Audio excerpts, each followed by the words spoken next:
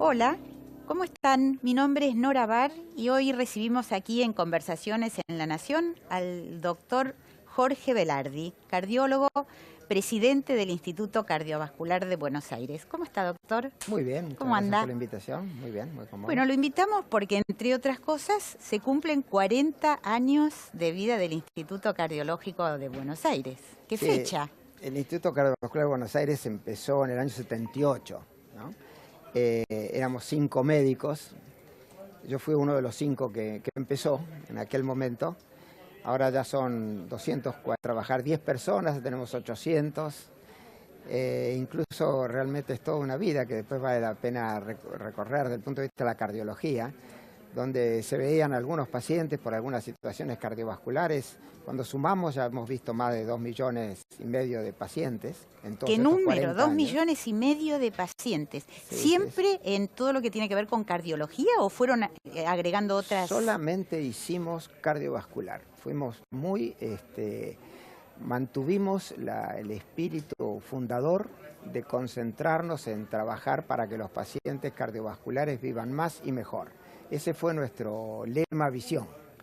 Una visión realmente muy que dieron en el centro del problema, que es la primera causa de mortalidad en el mundo occidental, ¿no? Definitivamente. La verdad que a veces la gente cuando no conoce este dato exactamente, en la Argentina, que hay 300 y pico de mil fallecimientos anuales, 100 y pico de mil son por situaciones cardiovasculares, que incluyen ACV. Pero solo infartos, hay más de 50.000 infartos en la Argentina, de los cuales 15.000 fallecimientos registra el Ministerio de Salud. O sea, es todo un tema la medicina cardiovascular en la Argentina. 1 de cada 3 es enfermo por hipertensión arterial, diabetes y alteraciones del colesterol. Así que realmente todo el trabajo de ustedes comunicando en medicina cardiovascular es extremadamente importante, porque gran parte pasa por la educación, por la información y saber qué hacer, ¿no? Ahora, ¿cómo cambió en estas últimas 4 décadas, calculo, la práctica de la medicina y también todo el panorama de las afecciones cardiovasculares? Solo pensar en el infarto. Antes, en la época en que ustedes comenzaron, corríjame por favor si estoy equivocada, pero el infarto era prácticamente sinónimo de muerte. Uno decía, tuvo un infarto y inmediatamente pensaba, bueno, falleció de un infarto, un ataque al corazón, ¿no? Hoy, ¿cuánta gente uno se encuentra que dice, tuve un infarto hace un mes y la ve trabajando? ¿Cómo puede ser ese? ¿Qué es lo que ocurrió a lo largo de estas 4 décadas para que cambiara de esta manera tanto la detección, el tratamiento, como para permitirle a los pacientes volver a tener una vida prácticamente normal después del infarto, ¿no? Tiene etapas, Nora, esto. Tiene etapas. La primera etapa fue tomar conciencia que al paciente con infarto había que internarlo en un área especial. Y en estos 40 años, un poquito más realmente, empezó la unidad coronaria, una palabra que no existía hace 50 años. Entonces ya el internarlo en un ámbito especial podía tratar las arritmias y complicaciones. Después empezaron a haber tratamientos del infarto, que era darles trombolíticos para que el coágulo se vaya, y después la angioplastía. Revisando estos 40 años vimos que hemos hecho más de 25.000 angioplastías en el instituto, más de 25.000 angioplastías con cerca de 70, 80.000 procedimientos globales, y la palabra infarto ocupa cada vez un mayor volumen en los lugares de intervencionismo. Entonces, las etapas fueron internar el lugar correspondiente, que se internara. Segundo, empezaron a haber medicamentos para tratar el infarto, beta bloqueantes, aspirina, darle lo que se llama antiagregantes plaquetarios. Digo esto porque hoy es necesario que se haga lo mismo. Después hubo tratamientos con trombolíticos y angioplastía. Las angioplastías es el mayor impacto de la angioplastía, el mayor impacto del infarto es tratarlos con una angioplastía y destapar la arteria. La angioplastía es esa técnica por la cual se introduce un catéter, se llega hasta el lugar donde está obstruida la arteria, se puede destaparla, a veces con bastante trabajo, a veces hay arterias que son difíciles, ¿no?, de desobstruir. Así es. Se coloca un stent. Y eso restituye el flujo de sangre porque un infarto es una arteria que se tapa, un músculo que recibe sangre deja de recibirlo y se infarta. Y de acuerdo al tamaño de ese infarto es el riesgo de mortalidad que tiene el paciente. Es tremendamente relacionado al tiempo. O sea, la palabra infarto tiene que ser considerada una emergencia. Inmediatamente, lo antes posible, debe destaparse la arteria. Entonces yo diría que el gran aprendizaje de los últimos años, que ahora lo estamos trabajando mucho en la Argentina, yo fui presidente de la Sociedad Argentina de Cardiología en el año 2013 y ahí pusimos como lema trabajar para bajar la mortalidad cardiovascular 25% en el año 2025, 25-25. Uno de los lugares donde más se puede actuar es en el infarto, pero hay que actuar rápido. Entonces hay que saber qué hacer. Llamar a sistemas de emergencia. Primero reconocer el síntoma. Y las mujeres a veces tardan en reconocer los síntomas más que los hombres. Porque se presenta de manera diferente en las mujeres, se presenta ¿no es cierto? diferente y las mujeres tienen el concepto de que si les va a doler algo, eso no es el corazón. Pero después de cierta edad, que tienen menor protección hormonal, las mujeres entran en la misma incidencia de infarto que los hombres. O sea, es un mito esto de que el infarto ataca con mayor asiduidad a los hombres que a las mujeres.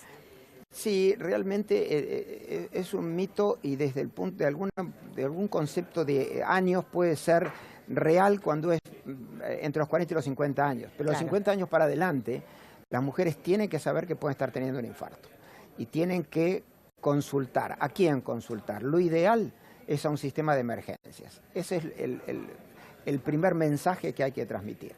Y un sistema de emergencia que esté conectado con el lugar donde pueden ir a destapar la arteria. Claro, no hay que, digamos, concurrir a una guardia y por ahí lo tienen a uno esperando 3 horas. Además, las mujeres que dicen no me voy a quejar porque es habitual eso en las mujeres que piensan que lo que tienen no es para tanto, etcétera. Y eso puede incidir en que justamente la gravedad del cuadro sea aún peor, ¿no es cierto? Utilizando el concepto de 40 años, uno de los grandes cambios que hubo, pero eso fue más hace 20 años aproximadamente, fue no hablar tanto del procedimiento como el proceso. O sea, la gente tiene que consultar lo antes posible, tiene que ir con un sistema de emergencia al lugar donde le van a destapar la arteria y que el tiempo que pasa entre el inicio de los síntomas y le destapen la arteria sea lo más cercano a 1 hora posible y lo más lejano, que no sea 6 horas. O sea, para esto corre el mismo consejo que para el accidente cerebrovascular, el ACV o el stroke. Exactamente. Los minutos valen oro, ¿no? Acá sí, los minutos valen oro, valen vida, valen músculo, porque hay gente que tuvo un infarto, está bien, están bien, pero otros quedan con insuficiencia cardíaca, que eso está mal, porque se atendió demasiado tarde. Así que ayudaríamos mucho que estos 40 años, donde se aprendió qué es lo que hay que hacer, se ejecute realmente. A veces hay buenas estrategias, pero no bien ejecutadas. En este caso, la estrategia y qué es lo que hay que hacer se sabe. Ejecutarla bien es una cuestión de educación y acá en la Argentina hemos encontrado en un relevamiento que hicimos hace no mucho tiempo, ¿por qué no se hace adecuadamente? Porque la verdad estamos lejos de los niveles europeos. No se hace porque está fragmentado el sistema entre obras sociales, privados, prepagas y público. La gente no tiene la cultura de la emergencia y de la reperfusión y es un país extenso, entonces a veces hace falta darle trombolíticos y después tiene, sí, ya muchas horas más para poder trasladarlo a hacerse una angioplastía. Así que estos 40 años enseñaron, en cardiología ha sido revolucionario permanentemente el cambio que ha habido. Nosotros lo hemos vivido del tipo de consulta que teníamos al tipo de consulta ¿Cómo cambió la consulta desde los inicios a lo que ocurre ahora? Bueno, es una pregunta interesante. Yo diría que el concepto básico es que la medicina cambió de basada en el médico a basada en el paciente. Hoy uno entra más por enfermedades que por el médico a quien se va a consultar, porque es al cirujano. La gente no sabe si es para operarse o si es para destaparse o si es para tratamiento médico. Entonces lo ideal es ir por lo que el paciente realmente quisiera, que lo conduzcan horizontalmente a través de la vida con un padecimiento cualquiera. La gente consulta por dolor de pecho, consulta por arritmias, consulta por soplos, consulta por falta de aire, o sea, insuficiencia cardíaca, consulta por problemas vasculares o consulta por problemas relacionados a prevención, hipertensión arterial, diabetes y dislipidemia. Esos son los 6 motivos de consulta de hoy. Los anteriores eran más síntomas muy extremos. Tengo mucha falta de aire, tengo mucho dolor de pecho, me acabo de caer en un síncope. O sea que en este caso el paciente está más educado o la persona está más educada y en condiciones de estar más atento y pedir ayuda en etapas más tempranas, donde tiene más tiempo de recibir una solución. Sí, ayer casualmente estaba viendo una estadística, claro, un poco inducida, preguntarles a cierto grupo social si se hacían chequeos o no se hacían chequeos, y contestaron como que el 50% hacían chequeos. Yo no estoy seguro que eso se pueda extrapolar a la República Argentina, pero hay una conciencia de ser evaluado preventivamente, ¿no? Sin exageraciones, o sea, una persona que es evaluada preventivamente no necesita 20 estudios, necesita una charla, ver cuáles son sus predisposiciones genéticas, si tiene hipertensión arterial, colesterol, diabetes, e ir dirigiendo el chequeo para que la cosa realmente ayude y colabore. Pero hay una cierta concientización y probablemente los medios han hecho un rol muy importante, la difusión de ciertas cosas, y la gente tiene una conciencia de prevención de salir a correr, de la dieta, del no fumar, de la obesidad, del sedentarismo. Quisiera pensar que la sociedad está un poco más consciente, no sé cómo medirlo, porque hay ciertos grupos donde lo medimos y parece como que hay un 50% de conciencia. Sería un poco optimista pensar que el 50% tiene conciencia de esto. ¿Desde qué edad? O sea, sabemos, porque se difundió ampliamente, que cualquiera que quiera hacer gimnasia, ya sea en un gimnasio de barrio, una práctica simplemente por placer o una práctica ya más orientada a un deporte no tan amateur, tiene que hacer una consulta con el cardiólogo. Eso se difundió y existe una normativa incluso.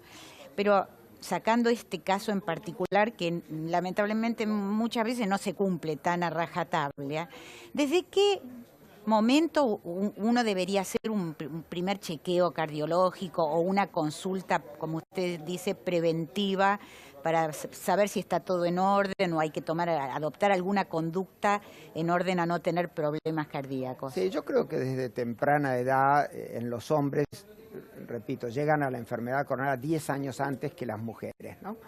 Pero están esos llamados chequeos ejecutivos que medio se implementaron por razones de los seguros de salud en Estados Unidos.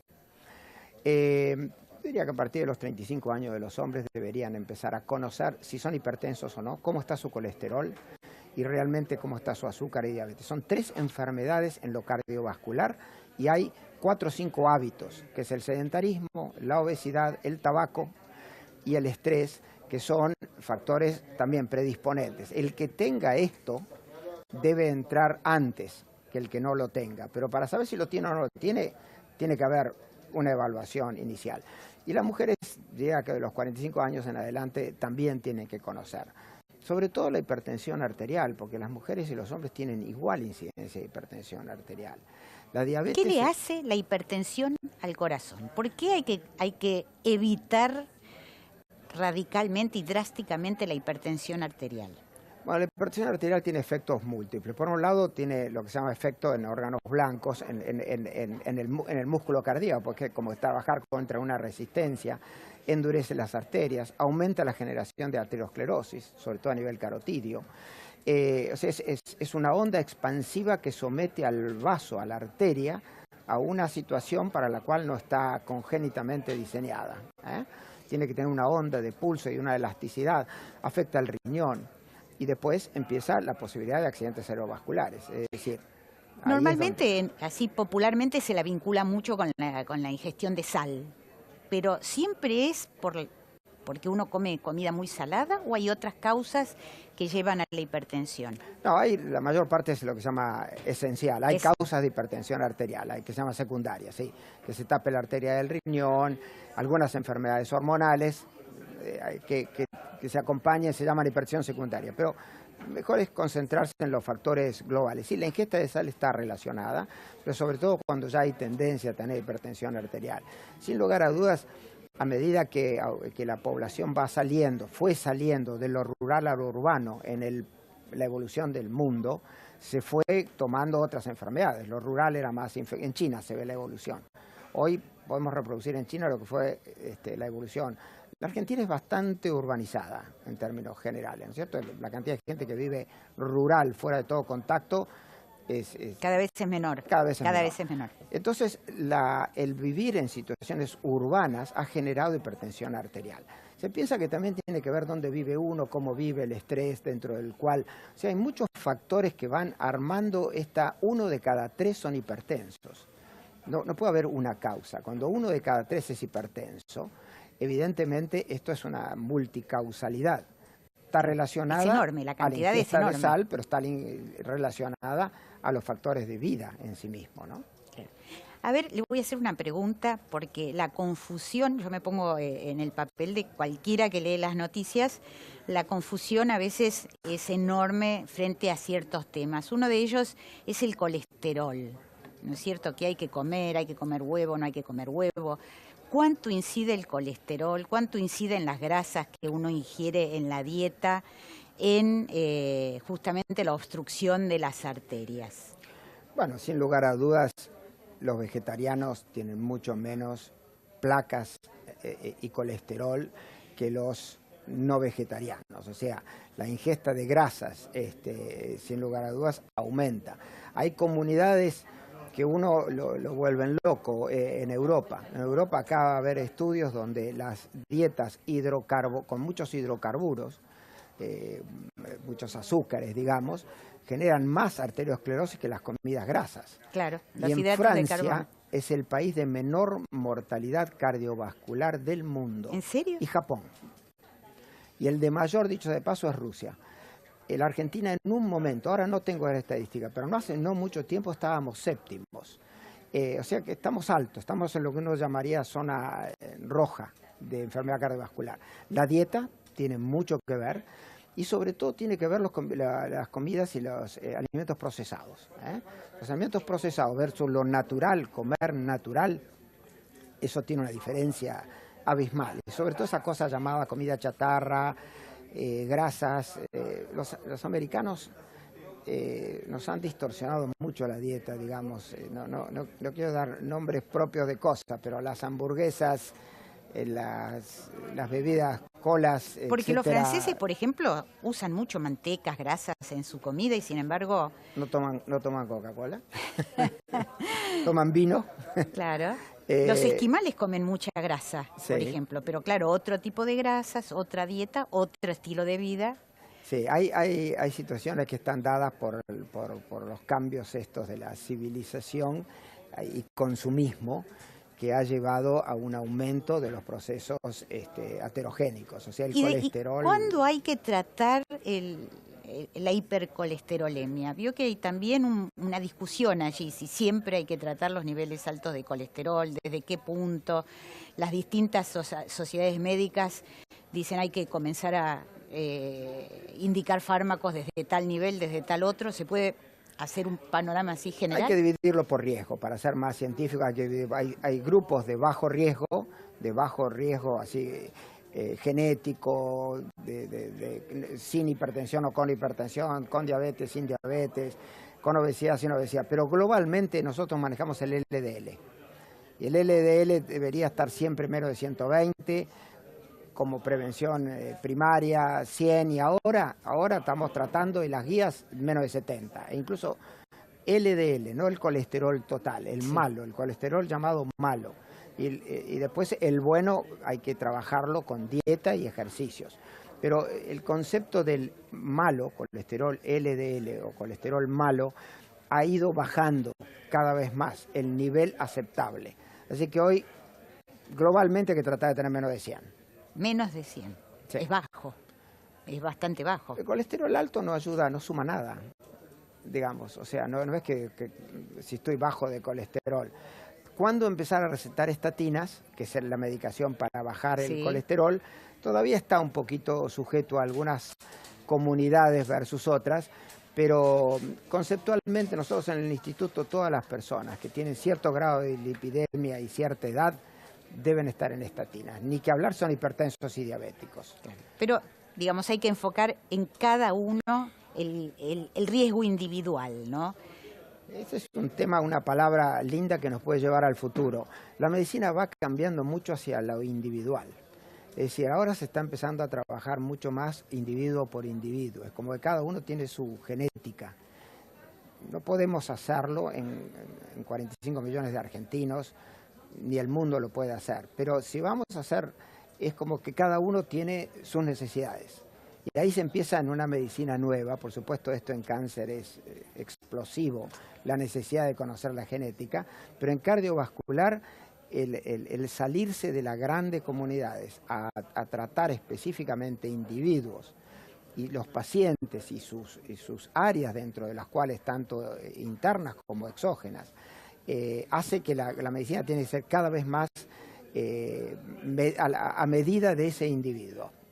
Y bueno, hablamos bastante del infarto, que es la patología dentro de las cardiovasculares, la más conocida, la que más miedo da y además muy frecuente, pero hay otros avances también en medicina y cirugía cardiovascular que son impresionantes, como el recambio de válvulas, ¿no es cierto?, que en este momento se puede hacer incluso por medios mínimamente invasivos. Sí, sí, es fantástico. Yo diría que si uno tuviera que decir aquellos cambios que en estos 40 años más me pueden haber impactado, y esto lo hablo a nivel personal, no académico, digamos, fue el tratamiento de la unidad coronaria, los medicamentos que aparecieron, llámese las estatinas y los beta bloqueantes, etcétera, la cirugía coronaria, que el doctor Favaloro fue el pionero de todo eso, la angioplastía con los stents, y ahora el reemplazo valvular aórtico, o llamado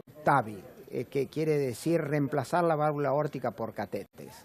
Nosotros en el instituto, que es un lugar que se trabaja con muchísima cirugía cardíaca, también mirando números, hay más de 30.000 cirugías cardíacas hechas, o sea, es un lugar que de hace 40 años empezó por mes de cirugía cardíaca, es un servicio increíblemente demandado.